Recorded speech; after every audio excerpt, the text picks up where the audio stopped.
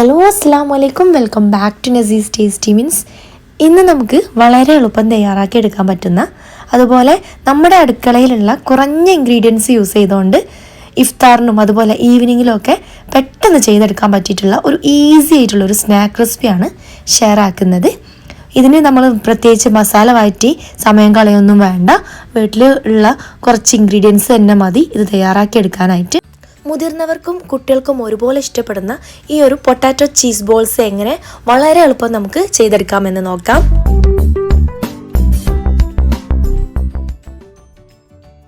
അപ്പോൾ നമ്മുടെ ഈ ഒരു പൊട്ടാറ്റോ ചീസ് ബോളിനോടുള്ള മെയിനായിട്ടുള്ള ഇൻഗ്രീഡിയൻ്റ് എന്ന് പറയുന്നത് ഉരുളക്കിഴങ്ങ് തന്നെയാണ്. ഉരുളക്കിഴങ്ങ് നമുക്ക് ആദ്യം ഒന്ന് വേവിച്ചെടുക്കണം.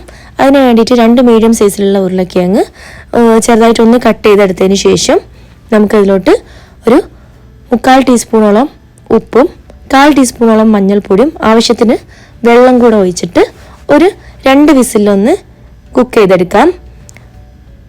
2 വിസിലിന് ശേഷം 10 മിനിറ്റ് കഴിഞ്ഞ് പ്രഷർ കളഞ്ഞ് നമുക്കിതിൻ്റെ വെള്ളമൊക്കെ ഒന്ന് കളഞ്ഞ് ഒരു ബൗളിലോട്ട് മാറ്റി കൊടുക്കാം. ഓവർ കുക്കായി പോവാതിരിക്കാൻ പ്രത്യേകം ശ്രദ്ധിക്കണം. നമുക്ക് ബോൾസാക്കി മാറ്റാൻ കഴിയൂല, അതായത് മെൽറ്റായി പോകരുത് അധികം. അപ്പോൾ ഞാനിതാ ഈ ഉരുളക്കിഴങ്ങൊക്കെ നല്ലപോലെ ഒന്ന് സ്മാഷ് ചെയ്തെടുക്കുവാണ്. കിഴങ്ങ് ഒരു 85% കുക്ക് ചെയ്തെടുത്താൽ മതി. അതായത് ഒരുപാട് അലിഞ്ഞു പോകുന്ന രീതിയിൽ കുക്ക് ചെയ്തെടുക്കരുത് കേട്ടോ. അതുകൊണ്ടാണ് ഞാൻ 2 വിസിൽ വേവിച്ചെടുത്തിട്ടുള്ളത്.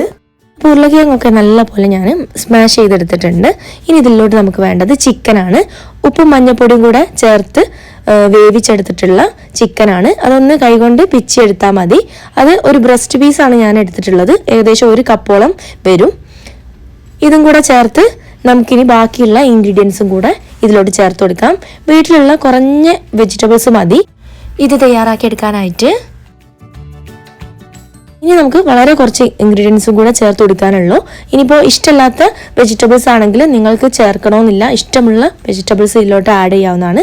ഞാനിതിലോട്ട് ഒരു 1/4 കപ്പോളം ക്യാപ്സിക്കം, 1/4 കപ്പോളം മല്ലിയില, 1/4 കപ്പോളം സ്പ്രിംഗ് ഓണിയൻ എന്നിവ ചേർത്ത് കൊടുത്തിട്ടുണ്ട്. ഇതെല്ലാം കൂടെ ഒന്ന് മിക്സ് ചെയ്തെടുക്കാം. ഇനി ഇതിലോട്ടുള്ള സ്പൈസസും കൂടെ ചേർത്ത് കൊടുക്കാം. 1 ടീസ്പൂണോളം റെഡ് ചില്ലി ഫ്ലേക്സും 1 ടീസ്പൂണ് കുരുമുളക് പൊടിയും 1/2 ടീസ്പൂണോളം ഗരം മസാല പൊടിച്ചെടുത്തതും കൂടെ ചേർത്ത് ഇത് നല്ലപോലെ മിക്സ് ചെയ്തെടുക്കുക. ഒരു സ്പൂൺ വെച്ചോ അല്ലെങ്കിൽ കൈ കൊണ്ടോ നല്ലപോലെ തന്നെ മിക്സ് ചെയ്തെടുക്കുക. പൊട്ടാറ്റോ കൂടുതൽ വെന്തുടഞ്ഞു പോയി എന്ന് തോന്നുകയാണെങ്കിൽ കുറച്ച് ബ്രെഡ് ക്രംസ് ചേർത്തൊന്ന് മിക്സ് ചെയ്തെടുത്താൽ മതി. അപ്പോൾ ഇത് ഞാൻ നല്ലപോലെ മിക്സ് ചെയ്തെടുത്തിട്ടുണ്ട്. ഇനി നമുക്ക് ഇതിലോട്ട് വേണ്ടത് ചീസാണ്. ഞാനൊരു 1/3 കപ്പോളം മൊസറല്ല ചീസ് എടുത്തിട്ടുണ്ട്. നമുക്ക് ഇഷ്ടമുള്ള ചീസ് എടുക്കാവുന്നതാണ്. ഇനിയിപ്പോൾ ചീസ് ഇഷ്ടമില്ലാത്തവർക്ക് അത് സ്കിപ്പ് ചെയ്യാവുന്നതാണ്. ഒന്ന് റോൾ ചെയ്തെടുത്താൽ മാത്രം മതി. അപ്പോൾ ആദ്യം നമുക്ക് ഓരോ ഉരുളകളാക്കി എടുത്ത് കയ്യിൽ കുറച്ച് ഓയിൽ തടവിയിട്ട് ഒന്ന് പരത്തിയെടുത്തിട്ട് അതിലോട്ട് കുറച്ച് ചീസ് വെച്ച് കൊടുത്ത് ഒന്ന് അടച്ച് ഒന്ന് റോൾ ചെയ്തെടുക്കാം.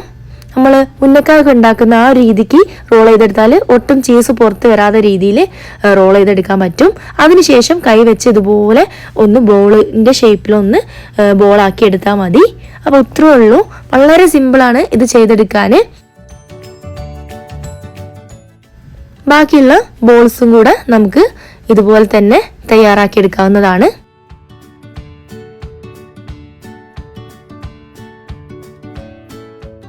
ഈ ചീസ് വെക്കുന്നതുകൊണ്ട് തന്നെ കുട്ടികൾക്ക് വളരെയധികം ഈ ഒരു സ്നാക്ക് ഇഷ്ടപ്പെടും. അപ്പോൾ ഞാൻ ചീസ് എപ്പോഴും ഇതുപോലെ ഉള്ളിൽ ഫില്ല് ചെയ്തിട്ടാണ് ഇങ്ങനത്തെ സ്നാക്സ് ഉണ്ടാക്കാറ്. അപ്പോൾ ഇത് കവർ ചെയ്യുന്ന രീതിയും കൂടെ പ്രത്യേകം ശ്രദ്ധിക്കണം എന്നേ ഉള്ളൂ.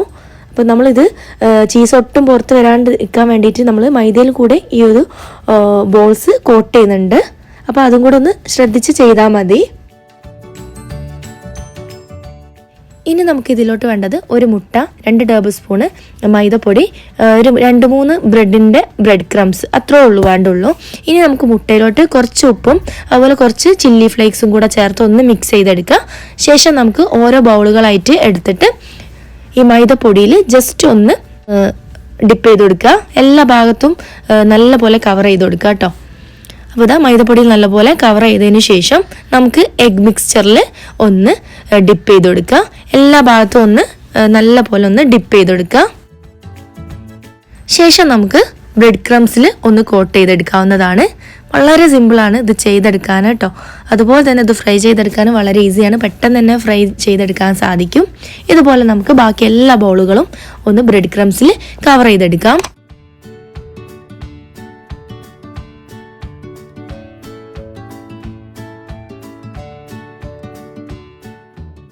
ഈ ഒരു മൈദയിൽ നമ്മൾ ഇതുപോലെ കവർ ചെയ്തെടുക്കുന്നത് എന്തിനാന്ന് വെച്ചാൽ ഈ ഒരു ചീസ് നമ്മൾ ഇതിനുള്ളിൽ ചേർത്തുകൊണ്ട് അതെങ്ങാനും പുറത്തോട്ടായി പോയിട്ടുണ്ടെങ്കിൽ അത് നമ്മൾ എണ്ണയിലിടുമ്പോൾ മെൽറ്റ് ആവാനുള്ള ചാൻസ് ഉണ്ട്. അതുകൊണ്ട് വേണ്ടി ആണ് നമ്മൾ ഇങ്ങനെ കവർ ചെയ്തെടുക്കുന്നത് ആദ്യം മൈദയിൽ. അങ്ങനെ ചെയ്യുമ്പോൾ നമുക്ക് ആ ഒരു കോട്ടിങ് നല്ല പോലെ കിട്ടും. അപ്പോൾ ഇതുപോലെ നമുക്ക് ബാക്കിയെല്ലാം ചെയ്തെടുക്കാം.